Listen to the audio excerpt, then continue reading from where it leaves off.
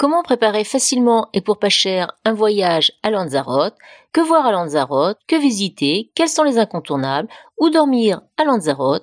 Je vous explique tout cela juste après ça. Bonjour, c'est Christine de À nous le monde, la chaîne qui vous propose chaque semaine des programmes de voyage prêts à partir. Aujourd'hui, nous partons à Lanzarote, une île des Canaries. Alors pour cette première journée, nous commençons par nous rendre dans la ville d'Arrecife pour la visite du Castillo de San Gabriel, qui est un petit musée d'histoire mais très intéressant et qui permet d'en apprendre beaucoup sur la vie traditionnelle des habitants de l'île.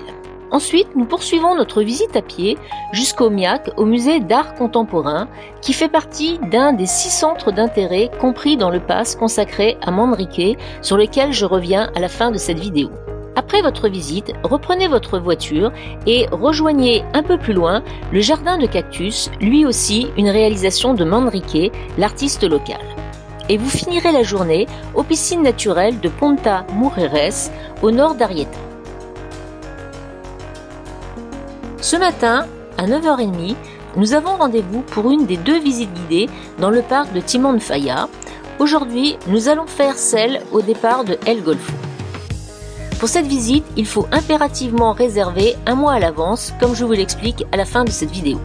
Après cette balade, accessible à tous, reprenez votre voiture et rejoignez au centre de l'île la fondation César Manrique, où César a construit une maison surréaliste au sein de 5 bulles de lave absolument incroyables. J'avoue que je suis complètement tombée sous le charme de cette visite, à tel point que j'ai fait la visite 2 fois, ce qui est très rare dans mon cas.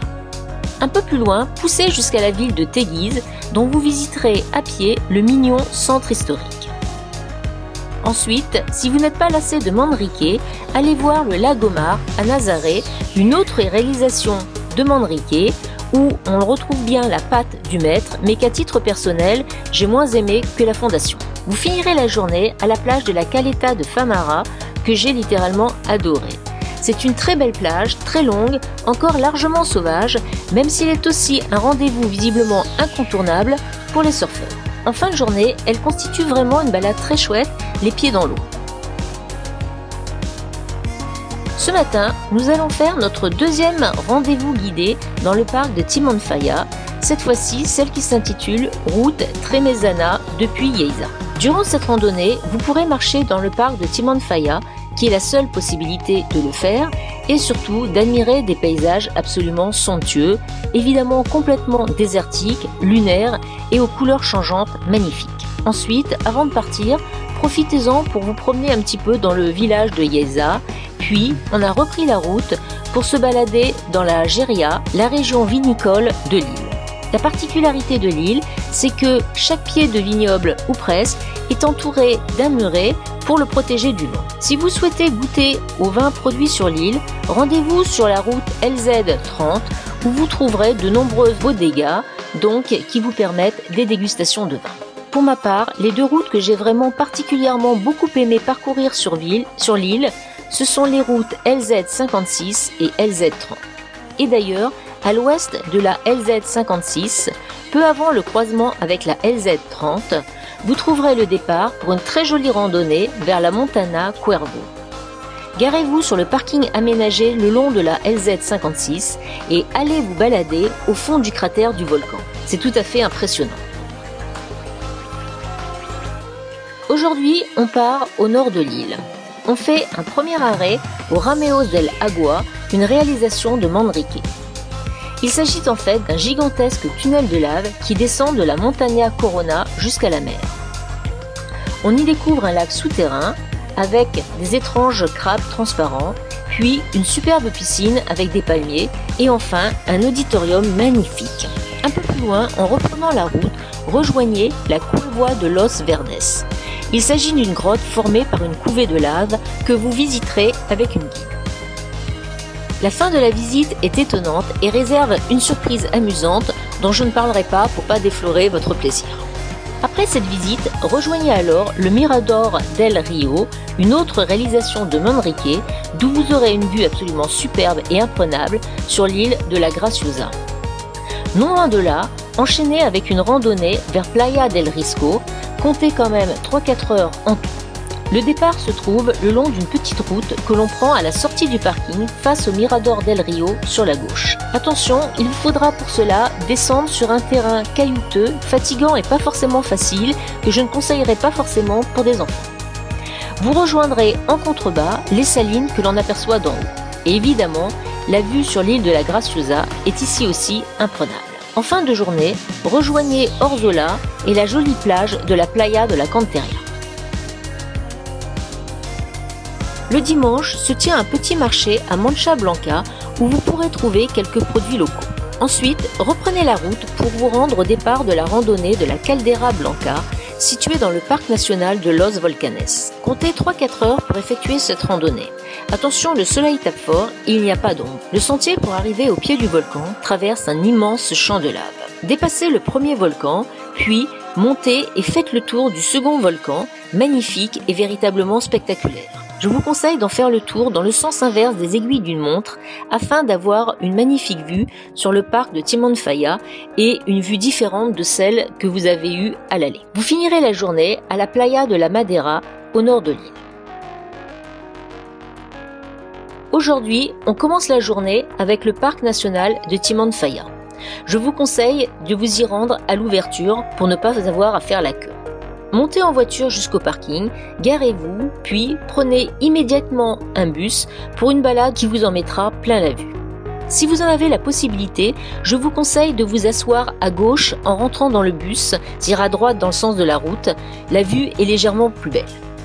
Au retour, ne boudez pas votre plaisir et assistez aux 2 petites démonstrations faites par un rangers, la première celle du buisson qui s'enflamme tout seul et l'autre du geyser. C'est touristique, mais pourquoi pas.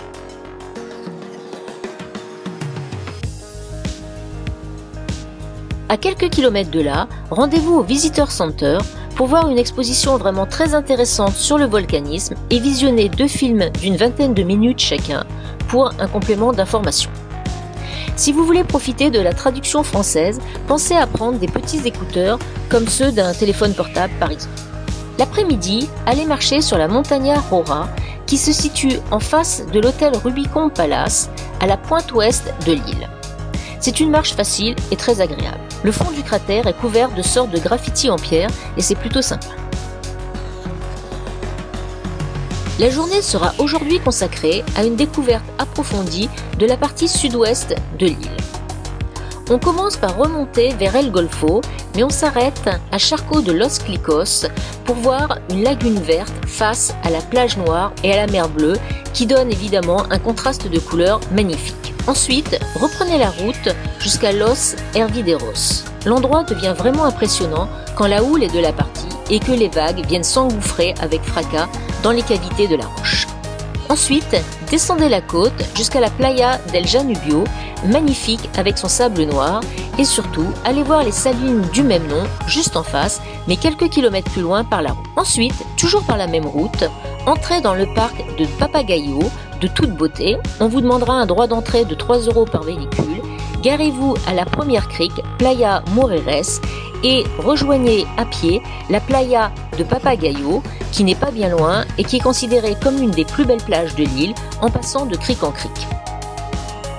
C'est une petite balade très sympathique qui ne vous prendra pas longtemps, sauf évidemment si vous vous baignez dans chacune des criques. Et en fin de journée, assistez au coucher de soleil sur la Punta de Papagoya. Commencez la journée avec la dernière randonnée de ce séjour, la Caldera Colorada, à l'est de la LZ56. Comptez environ 1h30 de marche. Sa langue rouge qui coule du cratère la rend remarquable et immanquable. Il est interdit de gravir le cratère. En revanche, en faire le tour constitue déjà une marche facile et qui offre de très belles vues. Voilà, c'est ici que s'achève votre séjour.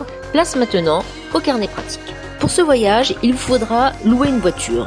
Je vous conseille la compagnie locale Sicar qui propose des tarifs intéressants et qui n'est vraiment pas compliqué en termes de formalités. Comme je vous l'ai dit au cours de cette vidéo, l'île est marquée par son artiste natif, César Manrique. Pour profiter au mieux de ses réalisations, il vous faudra acheter une sorte de billet groupé. Je vous conseille de prendre celui qui comporte 6 visites ou 6 centres d'intérêt que vous pourrez vous procurer au premier endroit, c'est-à-dire dans votre cas au musée d'art contemporain. Il est interdit de circuler librement, même à pied, dans le parc national de Timanfaya. Si vous souhaitez cependant le visiter, vous devrez obligatoirement le visiter en bus, comme nous au 6e jour de ce programme, ou bien, si vous souhaitez le parcourir un petit peu à pied, ce sera lors de 2 visites guidées qu'il vous faudra impérativement réserver sur Internet un mois précisément avant. Les places sont gratuites, mais elles sont limitées à 6 personnes et il n'y a pas une visite chaque jour de la semaine. Vous retrouverez le lien sur mon site anoulemonde.net. Ce n'est pas la nourriture canarienne qui, de mon point de vue, vous laissera des souvenirs impérissables. Cela dit, on a quand même été goûter une bière artisanale à Tinaro, au Malpaís, tout proche de notre logement. Et sinon, on s'est régalé de bons plats de poisson grillé que l'on se partageait à 2. Pour cela, on a été à Caleta de Famara, tout proche de la plage, au El Chiringuito, où l'ambiance est sympathique, les pieds dans le sable.